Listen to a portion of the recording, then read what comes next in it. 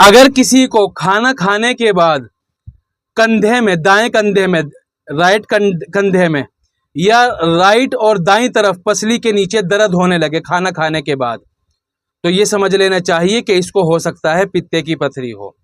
लगातार जी का मत लाना, उल्टी लगना, इसी तरह पेट में गैस, एसिडिटी और दर्द ज़्यादा होना, हल्का हल्का बुखार सा भी होना, चेहरे में पीलापन आ जाना और चर्बी वाली चीज़ खाने से फ़ौरन पेट में तकलीफ़ हो जाना, हो सकता है इसको पित्ते में पथरी हो गई हो, गाल ब्लैडर स्टोन हो गया हो।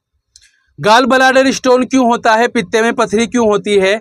जब हम ज़्यादा चर्बी वाली चीज़ें खाते हैं, अब वो चर्बी वाली चीज़ें पेशाब और पाखाने के रास्ते से नहीं निकलती, तो वो आहिस्ता आहिस्ता पित्ते में जमा होने लग जाती है और लगातार जमा होने से फिर उसकी पथरी बन जाती है। इसी को कहते हैं पित्ते में पथरी।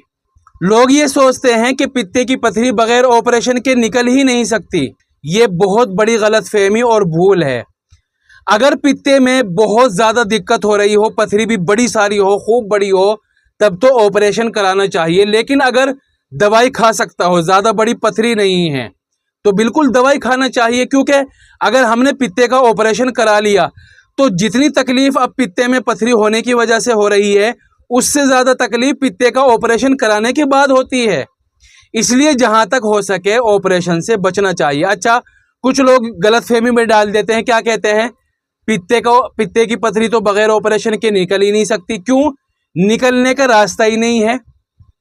मान लो पित्ते की पथरी 15 mm की है, तो क्या कहेंगे, भाई पित्ते की पथरी का जो रास्ता है वो तो 12 mm का है और तुम्हारे पथरी 15 mm की है, तो कैसे निकलेगी? एक आदमी मुझे यही कह रहा था, दवाई लेने आया पित्ते की पथरी की, तो लेने से पहले कहने लगा कि दवाइयों से ठीक हो जाएगा। मैं कहा माशाल्लाह ठीक हो जाएगा, बहुत सारे लोगों का ठीक हो गया।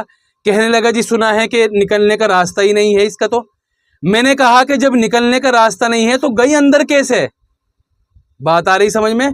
जब निकलने का रास्ता नहीं है तो अंदर कैसे गई? आपने पथरी तो खाई नहीं, और पथरी भी खाई होगी तो वो तो पेट में जाती है, पित्ते में थोड़ी जाती है। तो जब निकलने का रास्ता नहीं है तो गई कहां से?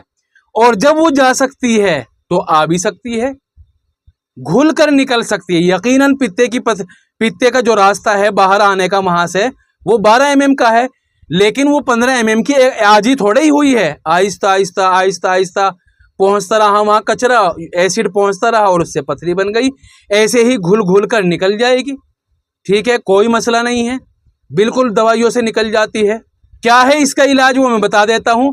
बाजार में मिलता है ग्लूकोन डी और मिलता है खाने वाला सोडा, मीठा सोडा, दोनों बराबर बराबर वजन ले लो। आधा चम्मच सुबह को खाना खाने के बाद और आधा चम्मच रात को खाना खाने के बाद इस पाउडर का ले लो। यानी जो ग्लूकोन डी और मीठा सोडा मिलाने से पाउडर बनाया था ना तुमने, दोनों को मिलाकर आधा चम्मच इस पाउडर का लेना है सुबह को और शाम को। इंशाल्लाह पित्ते की पथरी आहिस्ता आहिस्ता घुल घुल कर निकल जाएगी।